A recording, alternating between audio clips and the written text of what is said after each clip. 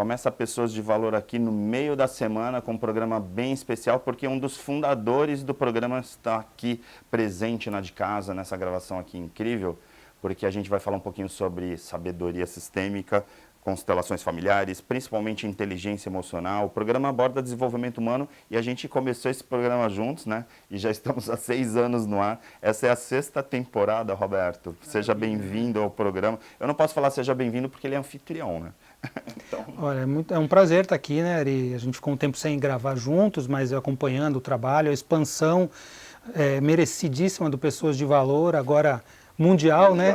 Então isso é uma maravilha, isso aí é um reconhecimento de um trabalho muito bem feito, né, do seu projeto, que você me convidou desde o começo e eu sou muito feliz de poder participar e te parabenizo aí por esse crescimento. Parabéns pra gente, né? Muito legal, porque uma das coisas que hoje, né, até pelas emissoras que a gente está, que são emissoras importantes, e aí acaba dando realmente essa escala global, né? Porque uma coisa é a gente está na internet, né? Aí na internet a gente está também globalmente, porque todos os programas estão lá no pessoasdevalor.com.br, mas hoje exibe, né, em emissoras de televisão que dão um alcance global, e aí a gente saiu da TV local para ser essa potência, vamos dizer, poder levar esse assunto do desenvolvimento humano.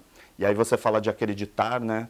Para a gente que acreditou lá no início, né, há 6 anos atrás, fala, vamos levar esse assunto do desenvolvimento humano, né, para inteligência emocional. Hoje eu tenho percebido muito que as pessoas estão mais conectadas com isso, principalmente num tempo já passado a pandemia. Muita gente veio, né, com essa coisa de, poxa, eu preciso trabalhar meu emocional, porque realmente a pandemia foi um choque de resiliência, né, para todos nós. A real é que a sabedoria sistêmica e essa visão sistêmica já ultrapassou os limites da saúde mental, da saúde emocional, já estão no campo do direito, já em várias frentes e comprovadamente ou cientificamente já mostram os seus resultados, né, Roberto? Claro, essa questão de crença cada um pode ter a sua, é um direito de todo mundo, né? Mas nós sabemos que para embasar um trabalho, a gente precisa ir além também, né? Ter as evidências, então, quando a gente trabalha na medicina, na psicologia, nas próprias constelações familiares, que é um campo novo, um campo de poucas décadas, então, que também está começando a ser pesquisado. A gente sabe a importância de investir também nas pesquisas, nos trabalhos, né? Porque na prática a gente sabe o bem que traz, né? Você fazer um tratamento integrativo, né? A homeopatia como uma especialidade médica no Brasil, a acupuntura também, né? E as próprias constelações familiares aí na Política Nacional de Práticas Integrativas, são 29 práticas, tem pessoas que criticam, mas tem isso, tem aquilo, será que isso vale, isso faz bem, enfim. E a gente sabe que esse trabalho vem sendo feito por pessoas sérias e também pessoas que não são muito, né? Em todas as áreas você tem profissionais assim, não é? Por conta de pessoas que não são tão preparadas atuarem em determinadas áreas, isso não é exclusividade da área da saúde mental, da saúde emocional, mas acaba distorcendo muito porque às vezes a pessoa não preparada está lá, por exemplo, pessoa que trabalha com metodologia coaching e está fazendo terapia ou dando uma de psiquiatra, né? E aí acaba tendo essa distorção, essa grande confusão. Né? E as pessoas, por ser um campo assim já muito visado, eu vou dizer, todas as práticas integrativas, eu dou um exemplo assim, se você vai num colega, num médico cardiologista, né, você tem hipertensão, ou você vai no endócrino, você tem diabetes, enfim, e o profissional não consegue acertar num tratamento com você, dá medicações que não foram as melhores indicadas, você não tem melhora, você não fala assim, a cardiologia não funciona, a endocrinologia não funciona. Agora, nessas áreas visadas, se você, por exemplo, vai no homeopata, né, e demora a ter um tratamento que é efetivo, ou o profissional também não consegue te ajudar de uma maneira efetiva, você vai falar, a homeopatia é que não funciona, e não aquele profissional. Então, essas áreas mais visadas, essas áreas que têm a aura, né, de alternativa, que não é alternativa, a gente fala sobre isso há muito tempo, a alternativa é ou você faz isso ou você faz aquilo, o próprio termo. E nós sabemos que são integrativas e complementares. Nos Estados Unidos é CAM, Complementary and Alternative Medicine. Então você pode utilizar complementarmente.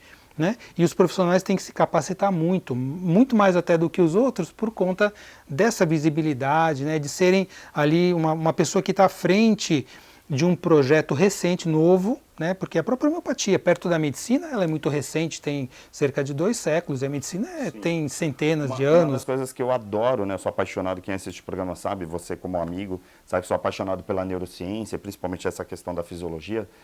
assim, depois que teve ressonância magnética funcional e conseguiu levantar um monte de coisas, por exemplo, você pega lá um monge budista, que ele faz meditação diariamente, aí você vê áreas do cérebro dele, principalmente do sistema límbico ou do pré-frontal, tal, que aí você fala assim, poxa, o cérebro desse cara é diferente. Então, assim, como a gente ainda tem que acreditar que meditação não funciona, ou então que mindfulness não funciona, ou de repente você vê uma pessoa que estava com um problema enorme de saúde física. Aí a pessoa constelou e de repente ela saiu daquele momento, daquele estado que ela estava, e aí fala assim, poxa, eu preciso acreditar nisso? Precisa provar de que maneira, né? Porque fala como se fosse assim, as palavras, você não pode provar que eu falo uma palavra para você, aquilo faz um sentido, te amplia a consciência e você muda. Como é que eu vou provar isso? É complicado, então vou ter que te colocar num aparelho de tomografia de pósitron, de ressonância funcional, para mostrar que as áreas do seu cérebro muda. Só que assim, esse recurso é só da área de pesquisa.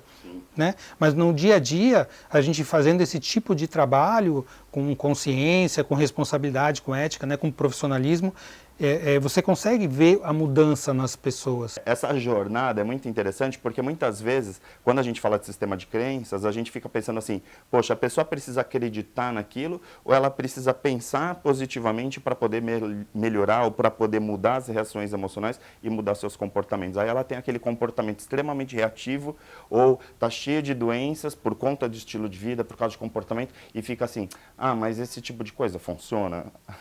Olha, acreditar eu vejo assim como algo muito importante para tudo, né? Crença dentro da neurofisiologia mesmo, ela tem uma profundidade muito intensa. Crenças, valores estão logo abaixo do nível da identidade, quem eu sou, né? E o que eu acredito e os valores que eu tenho fazem parte da base sólida da minha identidade. Então, quando eu mudo uma crença, quando eu passo a acreditar em algo, amplio minha consciência, passo a acreditar de uma outra maneira, numa outra potencialidade, isso é possível e tal, eu mudo o meu comportamento. Mas o importante é você ajudar as pessoas estarem ali, e não é uma coisa assim, estratosférica, você inventou alguma coisa, tem uma reprodutibilidade também no campo funcional. Agora eu trago Mihaly Csikszentmihalyi, alguns autores assim que a gente cita às vezes aqui no programa, você mesmo a gente já conversou sobre alguns, né, o próprio Seligman da Positiva, que trabalha essa ideia de que assim existe 50% da felicidade e do bem-estar, por exemplo, de uma pessoa é biológico, é hereditário, mas 10% é circunstancial, mas 40% é intenção, é intencional, quer dizer, é onde a pessoa está colocando a atenção dela que vai acontecer. E aí, quando a gente fala desse 50%, me vem a ideia da genética. Então, assim, o quanto eu vou herdar de doenças ou características, comportamentos que vieram dos meus pais, ou até lá mais atrás deles. E aí, de repente, quando a gente fala, por exemplo, em constelações familiares, ou quando a gente vai para essa linha da consciência sistêmica, ou até da sabedoria sistêmica, a gente parte de uma ideia, de um conceito que é a epigenética. Para quem está nos assistindo aqui, qual é a diferença gritante, assim, o X da questão, por exemplo, de uma diferença de uma pessoa que está buscando a sua felicidade e entende que existem questões genéticas que impactam lá como a positiva traz, e a epigenética, que é onde você pesquisa. Então, se a gente for colocar que a genética é tudo, como se acreditava até o início dos anos 2000, aí o projeto Genoma Humano fez isso mudar totalmente e trouxe a importância da epigenética, eu vejo como algo muito mais libertador você acreditar que você também tem a capacidade de mudar e transformar as coisas. Isso é genético. Eu dou um exemplo muito claro, né? Por exemplo, uma pessoa um paciente meu, vem me procurar para tratar comigo, tem diabetes, na família toda, os pais têm diabetes, os avós têm diabetes. Então ele fala assim, doutor, eu vou ficar diabético. Eu falo, olha, como é que é a sua vida, né? Para saber se você vai ficar diabético. Se a pessoa é obesa, sedentária, tabagista, estressada e não se cuida, tal, provavelmente ela vai ficar diabética cedo, com uma maneira muito intensa. E aí essa pessoa, até para completar, né? E aí essa pessoa acaba culpando os pais por ter diabetes. Exato, e ela fica presa naquele conceito. É uma crença limitante. É uma crença limitante. Eu vou ter diabetes porque minha família tem. Mas se a pessoa se cuidar de outra maneira, se ela fizer um comportamento, então ela não beber, não fumar, enfim, cuidar da saúde, não for obesa, meditar, etc., provavelmente ela pode não ter diabetes ou ter diabetes tarde na vida, com uma maneira mais fraca, né? Então o gene é o mesmo. O que muda, né? Então, o que muda é a epigenética, é o comportamento, são as escolhas, são as atitudes, é a consciência de saber que aquilo pode ser transformado. E tem trabalhos mostrando isso, né? Que o que muda, na verdade, os fatores são os mesmos. O que muda são os comportamentos. Sim. E como é que a gente trabalha comportamento? Com intenção, né? Com atitude, com vontade de fazer e fazer as coisas. Eu, quando eu estudei, no meu caso, eu gosto muito da parte de inteligência emocional, e aí eu me aprofundei em sistema límbico, aí eu comecei a ver e ler, né, estudos que mostravam a relação da imunidade com o sistema límbico. E o sistema límbico, ele é corresponsável aí é como se fosse o gerenciador das nossas reações emocionais, e aí eu fico imaginando, né, quanto que a gente não controla as nossas emoções, a gente vive no reptiliano, vive no reativo, e aí, de repente, a gente não está olhando para a nossa imunidade. Quer dizer, a gente, quando olha para as emoções, não é simplesmente para lidar bem com as pessoas ou lidar bem com a gente mesmo, mas é uma autoconsciência, um autoconhecimento que também muda questões que, por exemplo, geneticamente poderiam ser ativadas se a tua imunidade não fosse boa, por exemplo.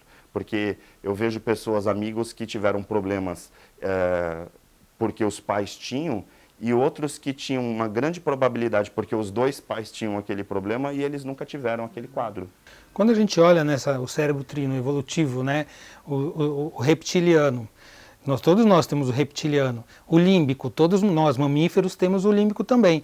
Eu diria que a questão que ainda nós não conseguimos lidar com isso é porque a gente desenvolveu o acima disso, né, que é o cérebro cognitivo, o córtex frontal, o neocórtex, e a gente ainda não tem o controle através dessa instância das instâncias inferiores. Ou seja, a gente não raciocina, a gente não é coerente, a gente não é lógico e deixa o instinto dominar. Para os animais, por exemplo, os mamíferos, os animais que estão na natureza, eles vivem no aqui e agora. Eles têm o sistema límbico, têm as emoções, eles buscam o seu prazer, enfim, e não tem outras questões além que fazem com que eles se prejudiquem, né? Sim. Então a gente precisa aprender realmente ainda a lidar com o nosso racional, com a nossa inteligência, com a nossa cognição. O próprio Daniel Goleman, que traçou essa nomenclatura, né, da inteligência emocional, ele escreveu um livro de meditação onde ele fala, né, assim, só existe o presente. Sim. O futuro, né, essa coisa de viver na ansiedade ou ficar vivendo do passado de angústia e tal, na verdade é você fugir do teu presente. No momento que você não vive o aqui e agora, por isso que algumas espécies não sofrem tanto quanto a gente, porque efetivamente elas não têm por que ter ansiedade se elas só vivem... Elas só têm no momento agudo, né? Na hora que um predador vai caçar, ela foge, sistema límbico e aí fuga e luta, né? O hipotálamo, hipófise e adrenal. Então a adrenalina foge, luta e acabou. Não fica com isso, será que amanhã vai ter um outro predador? Por que ontem teve? Eu fiquei chateado. Não, simplesmente estão no aqui e agora. Quando a gente aprende a viver assim, isso é tão antigo quanto a humanidade. Porque é o que eu digo, né? Eu falo sobre meditação, eu ensino meditação assim como você. E as pessoas falam, mas então meditação é algo novo, é porque as pessoas têm ansiedade hoje. Eu falo, mas a meditação e a yoga tem 5.000 anos. Sim. Quer dizer, as pessoas já tinham isso naquele tempo, não tanto quanto hoje, sim, mas houve a necessidade de se criar, por exemplo, uma teoria, uma prática como yoga, que é união, corpo e mente, sim, já há 5.000 anos atrás. Sim.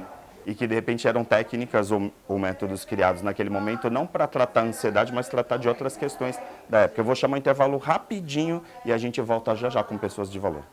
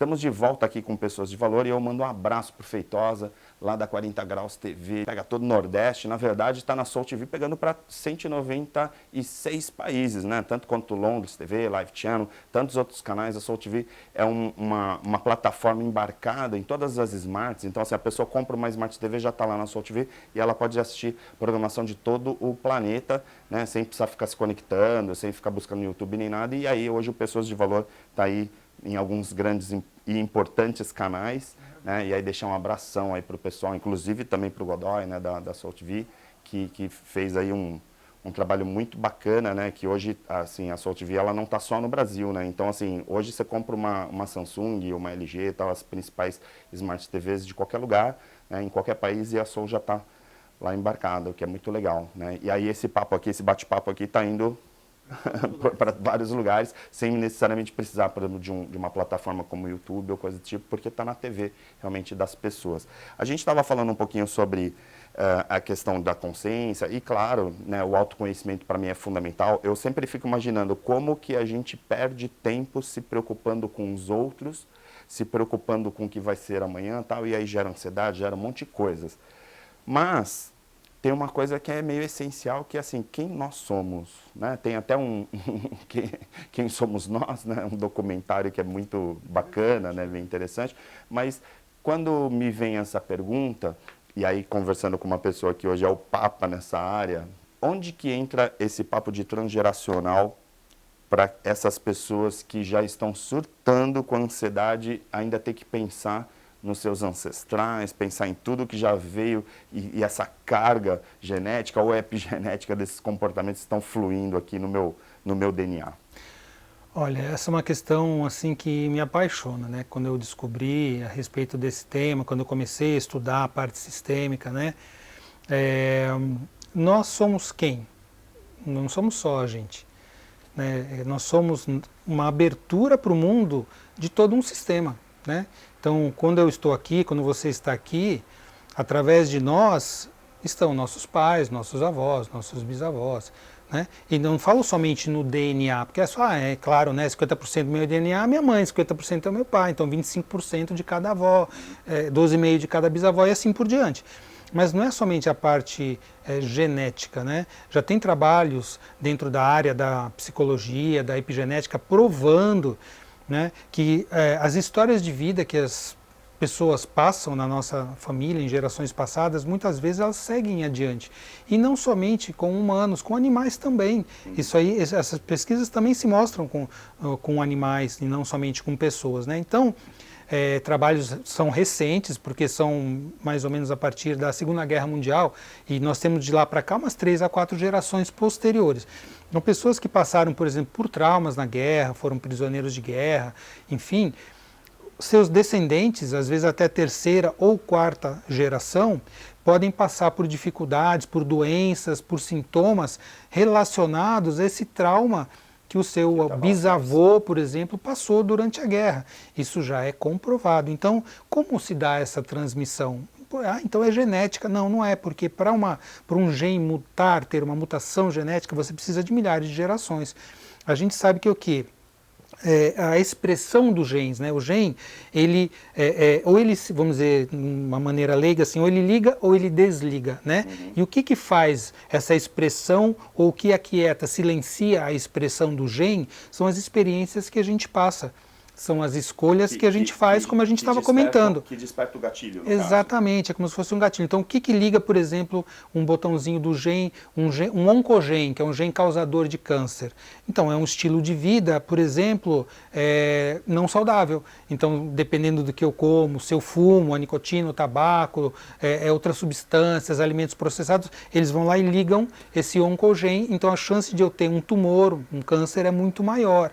Né? E o contrário, um estilo de vida saudável desliga esse oncogene, então a chance de eu ter um câncer, por exemplo, é menor. Isso vale também para problemas psíquicos, né? Psicológicos, psiquiátricos, doenças metabólicas, como por exemplo, resistência à insulina, diabetes.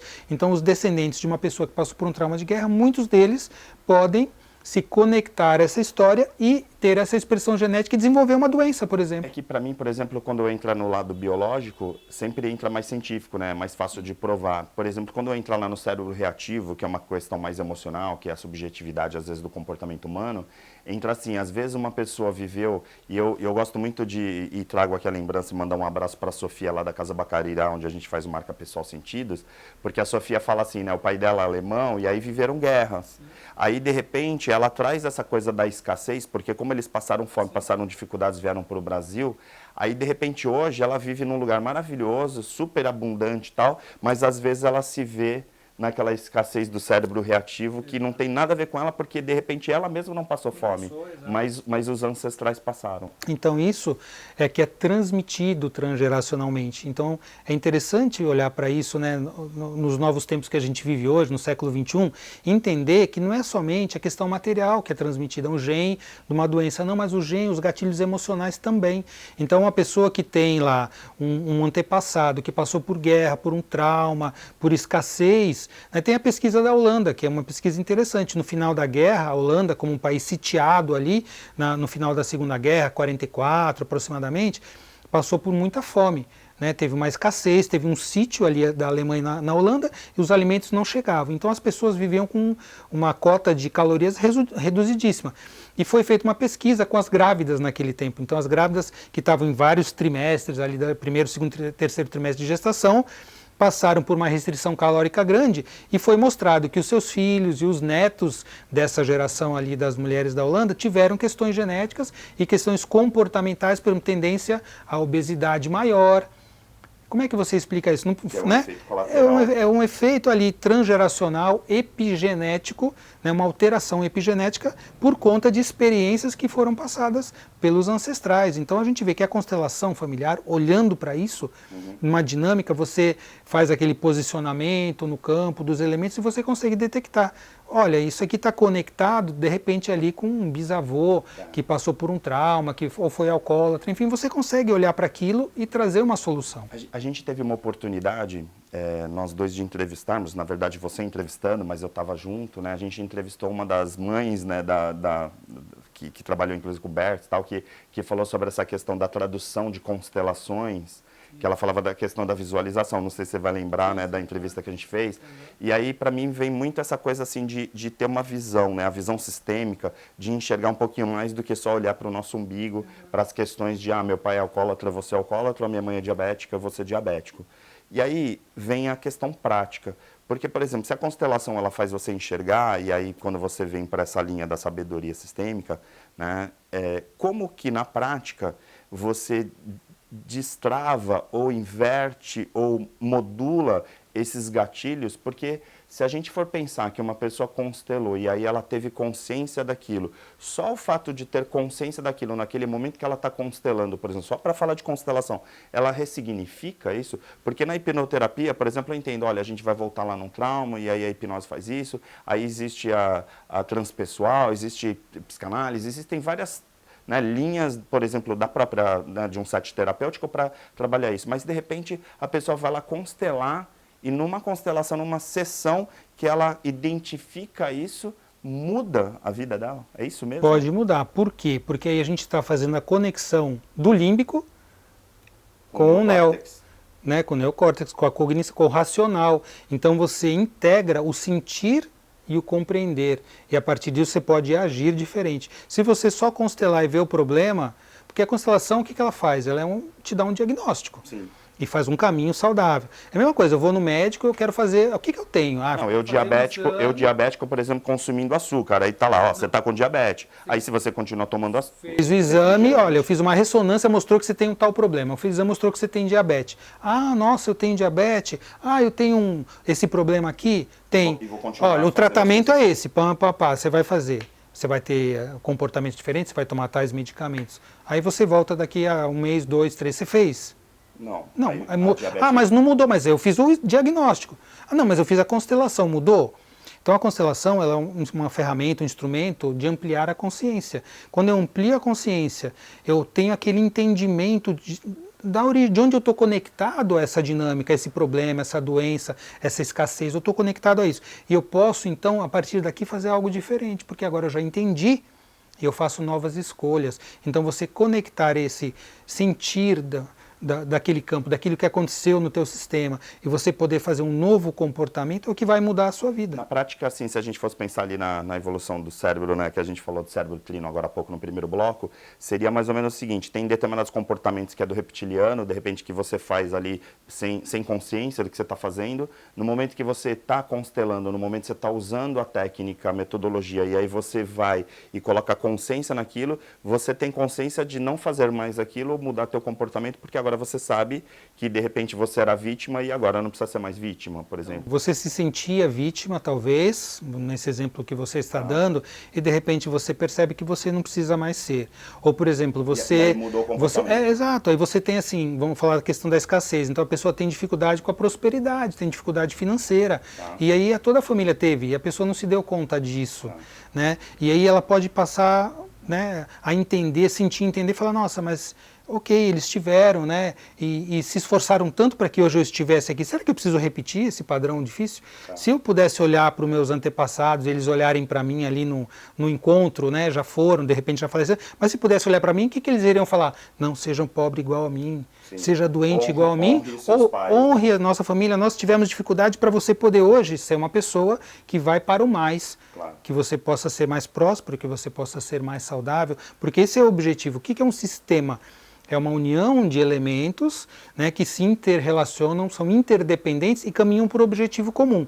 Um sistema empresarial, uma empresa, né, e uma família também. Então, qual que é o objetivo da empresa? Essas pessoas que se interconectam, se interrelacionam, que uma está totalmente conectada e ligada à outra. É que essa família siga em frente, que tenha descendentes, que seja próspera, que seja saudável, que siga em frente nas gerações. Esse é o objetivo do sistema familiar, e não repetir problemas. Em outras palavras, para fechar aqui o programa de hoje, a gente poderia falar que, na prática, nós somos seres inteligentes e, na hora que você tem consciência, você coloca a sua inteligência para resolver as suas próprias questões e não ficar o tempo inteiro Você usa a inteligência para harmonizar suas emoções, e você pode seguir em frente conectando o melhor de cada uma, né? Uma emoção saudável, com um processo mental, com atitudes saudáveis, aí você está caminhando para uma vida mais saudável. Aí isso te garante alguma coisa? Não garante, mas te coloca num caminho maravilhoso, que pode dar certo muito melhor. Eu falo, né, que se você não está vivendo com inteligência e a tua vida está mais ou menos, viver com inteligência garante no mínimo que você vai ficar melhor do que você está, porque a inteligência é um bom ingrediente na vida dos seres humanos.